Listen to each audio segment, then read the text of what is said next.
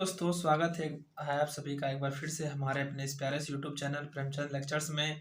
दोस्तों हम लोग देख रहे थे क्लास 12th फिजिक्स के अंतर्गत पहला चैप्टर आवेश और विद्युत क्षेत्र। उसके अंतर्गत आज हम लोग देखेंगे बहुल आवेशों के बीच बल, या अर्थात इसे हम लोग कहते हैं अध्यारोपण का सिद्धांत। आज हम लोग इस वीडियो में इस चीज को देखेंगे। देखिए, बहुल आवेशों के बीच बल, यहाँ पर इस हेडिंग से ही समझ में आ रहा है। बहुल मतलब होता है बहुत सारे आवेशों के बीच बल, बहुत सारे आवेशों के बीच में बल लगना, यहाँ पर बल लग रहा है, ऐसा हम लोग को हेडिंग से पता चल रहा है। तो आज हम लोग इसी के बारे में देखेंगे। तो देखिए, यहाँ पर बहुल आवेशों के बीच बल कहने का मतलब ये है कि मान लेते हैं कि किसी बहुत बड़े निकाय में बहुत सारे आवेश रखे हुए हैं। तो हम लोग जानते हैं कि एक आवेश दूसरे आवेश को या तो प्रतिकर्षित करेगा या फिर आकर्षित करेगा, तो उनके बीच कुछ ना कुछ बल लगेगा। ठीक, उसी बात को हम लोग को देखना है। तो देखिए फिगर में आप लोग देखिए, यहाँ पर मैंने एक फिगर बनाया हुआ है, इसमें आप लोग देखिए। देखिए यहाँ पर मैंने मान लिया है कि ये एक्स डैश है, ये एक एक्स अक्ष है और ये वाई अक्ष है। और इसमें इस निकाय में मैंने मान लिया है कि यहाँ पर क्यू नॉट आवेश है, यहाँ पर क्यू टू, देखिए यहाँ पर क्यू वन आवेश है, यहाँ पर क्यू टू है, यहाँ पर क्यू थ्री है और यहाँ पर एक आवेश है क्यू नॉट। अब यहाँ पर एक निकाय बन गया। निकाय का मतलब होता है एक सिस्टम जिसमें सारे चीज एग्जिस्ट करती है। ठीक, तो क्या होगा यहाँ पर Q1 आवेश और Q0 आवेश के बीच बल लगेगा। हम लोग यहाँ पर किसी एक आवेश पर बल निकालेंगे सभी के द्वारा। यदि मैंने यहाँ पर Q0 का चुनाव किया है तो मैं Q0 पर बल निकालूंगा Q1 के द्वारा, Q0 पर बल निकालूंगा Q2 के द्वारा और Q0 पर ही बल निकालूंगा मैं Q3 के द्वारा। तो यहाँ पर मैं ये चीज देखूंगा। ठीक है, तो देखिए अगर मैं मान लूँ यहाँ पर जो मेरा Q1 आवेश है उसका स्थिति सदिश मूल बिंदु के सापेक्ष R1 वेक्टर है और यहाँ पर जो Q2 आवेश है इसका मूल बिंदु के सापेक्ष स्थिति सदिश R2 वेक्टर है। इसी तरीके से यहाँ पर मेरा Q3 आवेश है और इसकी मूल बिंदु के सापेक्ष स्थिति सदिश R3 वेक्टर है। ठीक, ये मैंने मान लिया है। अब क्या होगा, इस Q0 आवेश पर इस Q1 आवेश के कारण लगने वाला बल F1 होगा इससे दूर की ओर।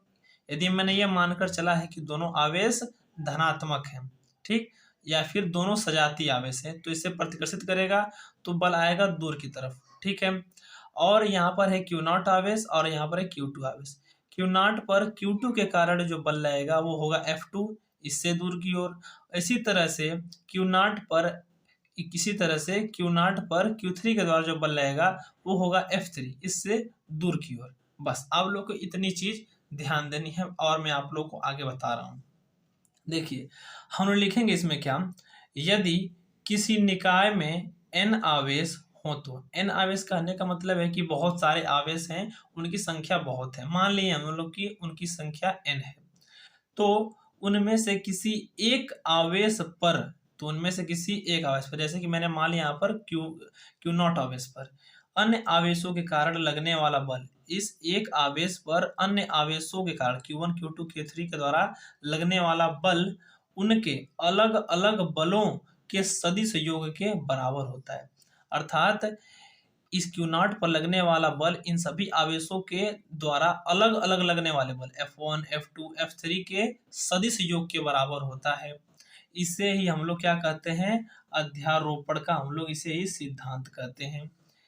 किसी एक आवेश पर अन्य आवेशों के कारण जो लगने वाला बल होता है उनके द्वारा अलग अलग लगने वाले बलों के सदिश योग के बराबर होता है। ठीक, बस इतनी चीज आप लोग को ध्यान देना है, इसे हम लोग अध्यारोपण का सिद्धांत करते हैं। अब देखिए इसको हम लोग कैसे प्रूफ करेंगे या फिर कैसे हम लोग इसका डेरिवेशन करेंगे, ये थोड़ा सा वो देख लीजिए।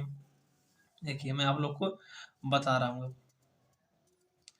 देखिए माना किसी निकाय में n आवेश Q1 Q2 Q3 और Q1 है। जैसे कि यहाँ पर चित्र में मैंने आप लोग को दिखाया था कि यहाँ पर मान लीजिए कि Q1 है आवेश, Q2 है, Q3 है और एक आवेश है Q0। इस पर हम लोग बल निकालेंगे। ठीक है, आवेश Q1 है, इनके द्वारा आवेश Q0 पर लगने वाला परिणामी बल जो F होगा वह सभी के द्वारा, जितने भी आवेश हैं सभी आवेशों के द्वारा लगाए गए बल के सदिश योग के बराबर होगा। ये तो हम लोग परिभाषा में ही देख ही लिए थे। अर्थात जो क्यू नॉट पर जो लगने वाला बल F है, परिणामी बल F, वो F1, F2 और F3 के योग के बराबर होगा, वो भी सदिश योग के बराबर होगा। आप लोग को ये बात ध्यान देनी। जिन लोगों ने इससे पहले वाली वीडियो मेरी नहीं देखी थी, जिसमें मैंने बताया था कूलाम के नियम का सदिश रूप, वो लोग जाकर पहले देख लेंगे तो ये वीडियो आप लोगों को काफी अच्छी तरीके से समझ में आएगी। ठीक है, अब देखिए कूलाम बल का सदिश रूप कैसे निकालते हैं हम लोग। देखिए F बराबर क्या होता है, 1/4πε0 Q1 Q2 अपन R स्क्वायर होता है। ठीक, परंतु अब हम लोग यहाँ पर क्या देखेंगे, हम लोग ये देखेंगे कि यहाँ पर तो Q0 है और यहाँ पर है Q1, तो यहाँ पर तो Q1 Q2 ना होकर Q1 और Q0 होगा। तो किस प्रकार से होगा, F बराबर 1/4πε0 Q1 Q0 अपान में R01 का स्क्वायर। अब यहाँ पर मैं इस चीज को आप लोगों को समझाने वाला हूँ कि R01 का स्क्वायर मैंने क्यों लिखा है।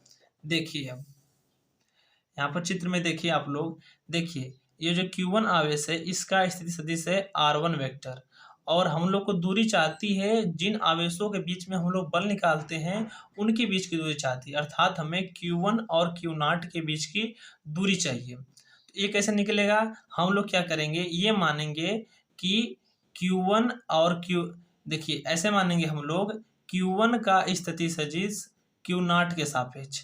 ठीक, Q1 का स्थिति सदिश Q0 के सापेक्ष, वो क्या मिल जाएगा हम लोग को, वो हम लोग को मिल जाएगा R01, इनके बीच की हो जाएगी वो दूरी, तो उसका स्क्वायर कर देंगे। और इस बल की दिशा दिखाने के लिए, इस बल F1 की दिशा दिखाने के लिए हम लोग इसी का एक एकांक सदिश ले लेंगे R01 कैप। ठीक, उसी प्रकार से F2 का लेंगे हम लोग, तो मिल जाएगा 1/4πε0 Q2 Q0, क्योंकि F2 और Q0 के बीच बल लग रहा है अब, तो उसका मिल जाएगा R02 का स्क्वायर और R02 का कैप। इसी प्रकार से F3 का इतना मिल जाएगा। यही हो जाता है हम लोग का बहुल आवेशों के बीच बल।